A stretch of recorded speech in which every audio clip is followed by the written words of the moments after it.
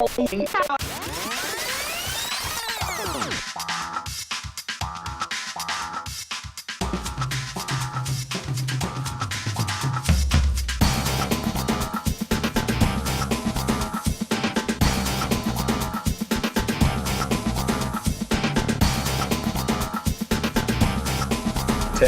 Start my tick studio.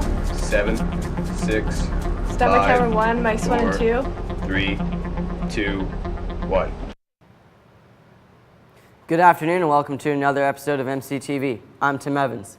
On today's show, we have a news report about the recent post-secondary event and another installment of Andrew Goodwin's Raging Reviews. But first, our top story. Last month, MCHS hosted a post-secondary event. Different universities and colleges came to MCHS to share what their schools have to offer. You'll hear from the likes of St. Mary's in Halifax and Nate here in Edmonton. We sent MCTV reporter Tanner Gazzaloni to explore the best schools in Canada. On Friday, November 19th, MCHS played host to the Post-Secondary Day. We talked to Mrs. Cindy Jensen about who's responsible for making this event happen. This is the Educational Liaison Association of Alberta. It's called ELA for short, post-secondary event, and we put it on every year here at the school. It is set up for students to have the opportunity to meet with recruiters from different post-secondary schools and find out what they need in order to get into some of these post-secondary schools. The courses that you need will depend on the faculty to which you apply, but we do offer degrees in liberal arts, business, science, and we have an engineering program as well. So for all those programs, we will require English 30-1, and the other 4 will vary on the program that students apply to. We also talked to Laurie Semichuk to ask him about some of the requirements to attend NATE. It is a quota system which exists in terms of the program areas. For the first year applicants in petroleum, we take only 60 students. The suggested guidelines are having a 70% average in those courses which were suggested. And again, obviously the higher the academic standing, the better the opportunity of getting into the actual program. We went back to talk to Mrs. Jensen about her goal and why she organized this event. My goal is that students find a career that they're going to love. There's nothing worse in the entire world than going to a job every day that you hate. So it is my goal here as a career practitioner, and it is the goal of the staff here at MCHS to encourage you to seek out a career that you're going to love so that you love going to work every day. We also asked some of MCHS's grade 10 students, Cody Roberts and Tim Evans, what they thought about this eLove event. It gives us a chance to see what different universities and colleges offer without having to travel to see. So they come to us, and I like it. This is Tanner Gazzaloni, signing off. If you went to the play last week, you know that it was truly marvelous. But what happens backstage? What do the actors and actresses think of the play? To answer those questions and more, we sent MCTV reporter Liam Hodgins to give us this very exclusive report. I'm Liam Hodgins from MCTV, and today I will be showing you a behind-the-scenes look at the Once Upon a Mattress play. The first question we asked the cast is, why do you like being in the play? I like participating in the play and like the school, like being around people. It's really fun. I get to meet new people and have some fun. I like being in the play because it's a chance to get to know more MCHS people, and it's a chance to showcase what MCHS has to offer fine arts wise and to show off our school's talent. Just get to interact with a lot of people, meet lots of people, friends, you get to experience new things.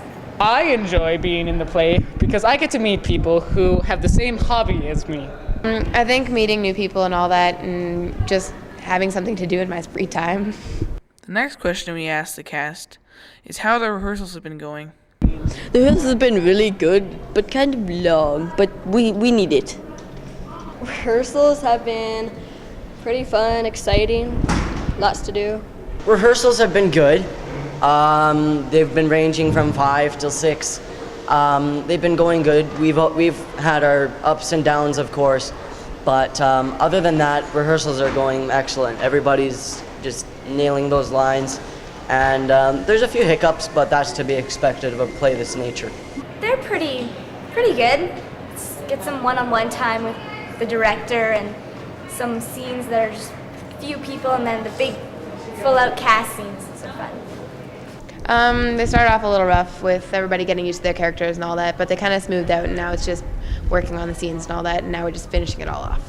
The final question we got the cast to answer was how many people they expected to come see the play. I think the play is going to be full. I think there's going to be very many people coming to the play. Hopefully we have a full house every night. Well, last year we sold out every night, I think, so hopefully this year we'll do the same. I'm not going to set the bar too high, but we might have one night that's a full house, maybe a couple seats empty, a couple other nights, but from previous plays, I know that Morinville, Legal, and Cardiff are definitely going to support our fine arts program here at MCHS. From MCTV, this is Liam Hodgins reporting out. It's been a rough week for the entire nation, eh? Flooding in the Maritimes and the West Coast to blizzards in Ontario. We got nothing in yesterday in comparison. Here's how MCTV meteorologist Greg Bautestein shows us the rest of the nation is coping. Well, I don't know how the rest of the nation is coping, Tim, but I'm telling you something. I'm still wearing shorts. It's not that cold outside. Let's take a look at the conditions across the country today. Whitehorse, we've got a temperature of minus 23. It's rather cold there. Yellowknife, minus 14 with a chance of some flurries there. Iqaluit, mix of rain and snow at 1 degrees. Not a bad day in Vancouver today, 6 degrees with a mix of sun and cloud. Regina with snow and minus 11. Winnipeg, typically cold for this time of year, minus 13 with a mix of sun and cloud. Down east, just what they didn't want, more rain.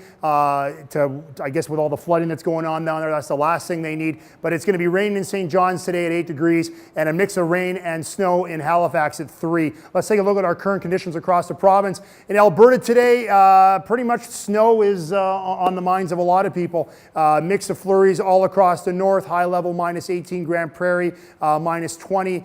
Even in Edmonton, there will be some scattered flurries today at minus 16, which won't be making those road conditions any better. Down south, it's getting a little bit more seasonal down there. Flurries in Calgary at minus 10 and cloudy in Medicine Hat at minus 10 as well.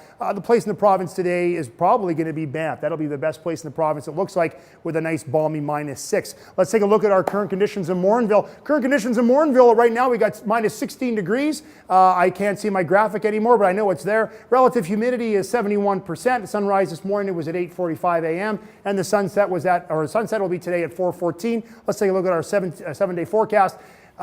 This weekend's going to get a little chilly. Overnight low is getting pretty close to 30 degrees or minus 30 overnight. So be careful on those roads. Ladies and gentlemen, that's your weather. Tim, back to you in the studio. Coming up next, we have another installment of Andrew Goodwin's Raging Reviews. This week, Andrew takes a look at the recently released DVDs, including Scott Pilgrim vs. the World and The Sorcerer's Apprentice. Let's see how Andrew thought of these videos right now.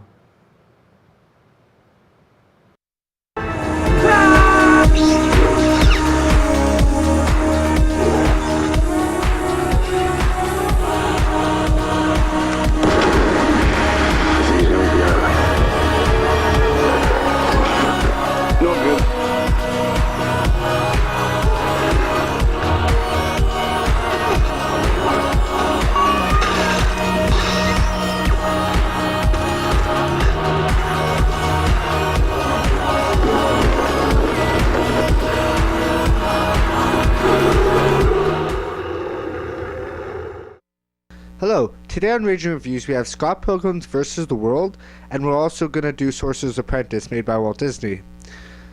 Scott Pilgrim vs. the World is a fantastic movie if you want to experience something new. The film incorporates a lot of different techniques. They use these bubbles that pop up and they have words like if someone got punched, in the original comics you'd say like blam and pow. People that want to stick to just plain old, I know it's going to happen and nothing really stunning or visually different, they're not going to like this movie because it's seriously something on its own. It's not a very serious movie, so there's a lot of joking around. It's a good teen movie. The movie, in general, has a great feel. The cinematics and graphic designing is just amazing. It's actually something on its own. I would have to give Scott Pilgrim vs. the World 4 film reels out of 5. The Sorcerer's Apprentice, it was a good movie. Nothing really bad to say about it. Disney always seems to know what direction they need to go in for their movies. The cinematics and graphic design and all those special CGI effects work great. Walt Disney, never disappointing. Nicolas Cage does a great job at portraying some weird old guy that's been around for hundreds of years, and the movie has a lot of little funny jokes in there. You know, Walt Disney sure likes to play on Star Wars and other movies you can catch on to, so it's something that the adults could watch and get a good kick out of it. It's something you could sit down and watch. It keeps you sitting. There's always some action going on and some new trick that the sorcerers are doing, and it's the one scene where they had brooms up and around and mopping up the floor like it's Cinderella. The gramming to make everything come to life is just amazing. I would rate Sorcerer's Apprentice 4 film reels out of 5. It was a great movie to just sit down and watch and get a good laugh, because we're never really too old to watch another Disney movie. It's something that we'll always turn back to and look at again. We are but servants. Merlin, Horvath, you betrayed me. Between Morgana and man's destruction. Our friendship and our magic were what Veronica and I depended on. He fell for her, didn't he? And this is Raging Reviews. Turn in to next episode where we got some new interesting movies coming up. That's the show for this week. Thanks for tuning in, and be sure to watch again next year on January 13th, 2011. Pieces include a report on the Christmas celebration and the scrumptious food. That's right. And speaking of Christmas, the weather this week is going to be, fairly cold. Going to be some temperatures getting close to minus 30 over the weekend. So if you're out there for Christmas parties this weekend, do bundle up. Make sure you've got everything to go so you don't get stuck out there in the cold this weekend. Hey, speaking of Christmas, what are you doing? I am going to be enjoying some good times with some good family and friends, as this season should. How about yourself? Well, we might head out to British Columbia to spend Christmas with the Evans family. Nice, beautiful. Yes. Well, that sounds like a wonderful time. So you enjoy Christmas, and to all you folks out there, have yourself a happy holiday, and we'll see you guys bright and fresh in about 2 weeks, January the 3rd, back for classes. I'm Greg Bautestein. I'm Tim Evans. Merry Christmas, and we'll see you back here next year. Toodles.